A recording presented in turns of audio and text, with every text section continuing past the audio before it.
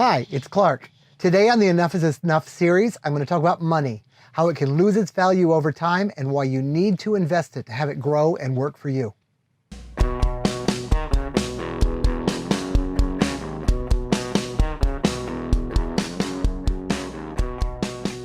As you know, in this series, we try to talk about how to live a more intentional life. We're focusing on 5 things. How to define your version of enough and define what you need to do to get there. A little bit on investment theory, because likely your method of enough might need you to save up while you're young. So how that whole stock market thing works, or whatever other version of investment you decide to do. Some little talk about habits and motivations that can help us just plain want to do this and do it in a more pleasant way. Some real concrete steps that we can follow that will get us there. And most importantly, maybe building a community so we have friends that can support us in our endeavors. So today we're going to talk about money. Well, is this money? I don't know. What is money? This is a piece of paper and it represents $1. And the thing it represents is kind of defined by the paper. It can also be electronic, but it kind of boils down to paper. Problem is, it's paper. It's really handy stuff. If I do some work, I do something productive, someone can give me some of these and I feel like I've been paid, because I know that if I offer these to someone else, they'll produce something for me or give me something of value. So that's really good and it's really handy, and I'm really glad that governments print these things for us, because carrying around a bunch of chickens and trading in chickens is very awkward. Problem is, governments control these things. And governments are run by politicians, and politicians want votes. And they have this habit of buying votes with these. They make policies that spend a lot of these that they don't actually have. And what it does is it takes a little bit away from everybody else's. So if they spend a hunk of money they don't have, your dollar starts to look like, I don't know, like that. And they spend some more. And as time goes by, your dollar's not worth as much. So that's $1, good and bad. Another thing you can do with your money, though, you can buy parts of companies that make products. This is Coca-Cola. I don't drink the stuff. I understand it's way healthier if you add rum, so I'm going to try that. But it's going to represent the company that makes this stuff. And there's lots of people in the whole world that buy this. They market it. They make people think they want it. They produce it, and they sell it for a profit.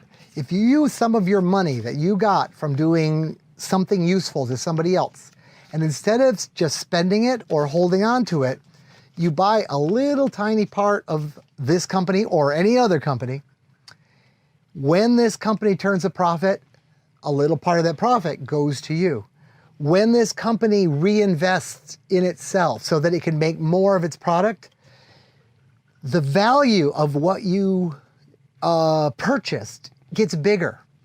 So in short, the stock that you buy gets more value over time, and every year you're going to get a hunk of money back just for holding it. And all of that is a way of turning this, which kind of disappears, into this, or the stock, which becomes of higher and higher value if time goes on. And that's the heart of investing. If we take this $1 that we got 30 years ago and we just put it away in a safe spot, every year inflation hurts it a bit, and over 30 years, it's only worth half of what it was.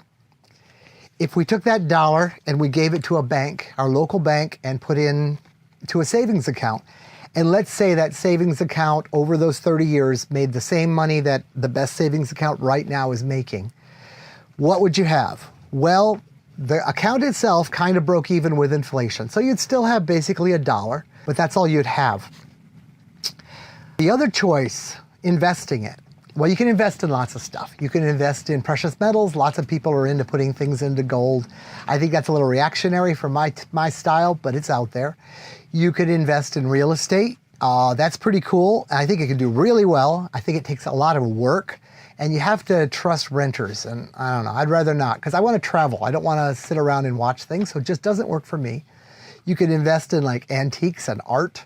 That could do really well. If you know what you're doing with antiques and art, probably one of the better things to do. I don't know a thing about it. Or you can invest in the stock market. The stock market is something I've been investing in. I feel pretty comfortable with it. It's volatile, and sometimes it does well and sometimes it does poorly. But if you look at the long curve, it generally goes up. And I'll go into more detail on that in another video. Let's look at what happens if you invest this dollar in the stock market. Well, if 30 years ago you took the $1 and you bought some stock, let's say an index fund. So it's not just the Coca-Cola, but it's a mixture of all kinds of different stocks, all kinds of different companies that you're owning a tiny piece of. During that time, there'll be times when you're doing really well and times when you're doing not so well and really well, because the last 30 years have been pretty volatile. There were 2 big crashes. But still, at the end of this, after inflation, your dollar would be worth $4.50. It would more than quadruple. And that's a great thing. It allows you to make money off your money. Okay, so the market looks really good. You know, why wouldn't you do the market? Honestly, I don't know why you wouldn't do it, but I know what you should think about. The risk. Anything could happen where the dollar in your mattress, assuming you don't end up with bugs eating it or your house burning down, pretty much you're still going to have the pieces of paper. The interest rate on the savings, as long as it's kind of that, breaks even. There's very little risk there. The market could have a terrible time. It could have a great time. In average, it goes up. Now, in the process of going up, it has volatility. It goes up and down. And some people like to really try to make money on the market by saying, it's going down now. I'm selling early because I expect it to go down.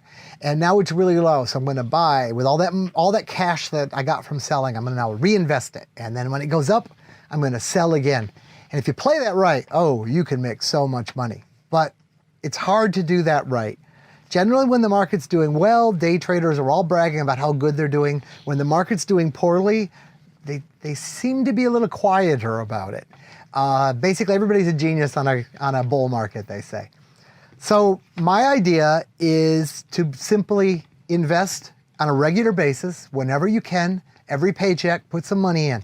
Don't even worry if it's high that week. Just put it in, because its high is going to be low compared to 10 years from now when you might need it, or 20 or 30. And just keep feeding it. Don't even think about it. Just let it keep feeding into that account. Let's say you just took, instead of $1 upright, we took $1 every day for those 30 years. First one, the mattress. Every day we shove $1 into the bag and see what we have. At the end of 30 years, we have like $8,100 in value. Remember, it depreciated during that time. It inflated away a bit. If we were to use the savings account approach, well, we have $11,800. Better, but, not great. Let's say we took $1 a day and we just kept throwing it into the stock market, adjusted for inflation. After 30 years, we have like $22,000. It really adds up. And it's those early dollars that had more of an impact. The last day you put $1 in before you looked at your balance, you really only got $1 from that. But that first dollar that went in, that was worth a lot more. So you need to invest early. Okay, let's up that a bit. I mean, $1 a day. That's pretty silly, right? I'm sure you could afford at least, let's say, $5 a day. Let's say instead of going to Starbucks and buying a coffee on the way to work, you just waited till you got to work and had a free cup of coffee, or you had coffee with your breakfast that you made yourself. Much, much cheaper. Let's just say that could be a $5 savings a day. Even if you don't drink coffee, that's $150 a month. It's not ridiculous. You could save up $150 a month, I'm sure. So we put in $5 a day. Again, the money that we just hold in our mattress, not so well. We got like $40,000. Savings account, same kind of a deal. But $5 saved a day in the stock market over the last 30 years with all of its dips and everything leaves you with over $100,000 available. Now that's significant. Think about the happiness that your fancy coffees gave you. You're going to not have those. But if you have it every day, it just becomes the normal day. Nothing special. After 30 years of your nothing special coffees, just your new inflation of lifestyle, did it give you enough happiness to be worth $100,000 in the bank, $100,000 that's there to support you if you need it, $100,000 that's growing and making money for you, 100,000 freedom chips that are going to let you do the life that you want earlier? I think not. These graphs can be pretty cool to play with. They can help you model your future. You'll find other things like them around on the internet.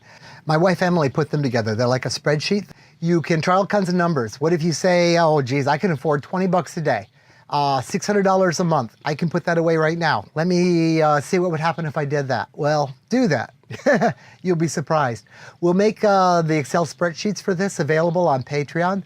So take one of your saved dollars and send it our way.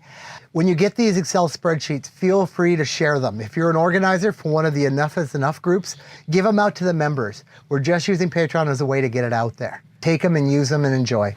Thanks for watching the video today. I hope you see that if you collect money in your life, you gotta invest it. You can't just put it in a bag and you can't just put it in a savings account. It does you no real good. If you liked this video, please push the like button. When you push the like button, not only does it make us feel good, but it tells YouTube this is a likable video, and I'd like to get the word out on this kind of stuff. I don't think Americans understand how to invest, or humans on the planet. We've got a lot of people watching these videos from all over the world. If you've got some other ideas, some thoughts on the subject, put it in the comments. We'll all discuss it down there. If this topic interests you, I suggest you look down in the description below and fill out the survey. You can join a local Enough is Enough group in your city.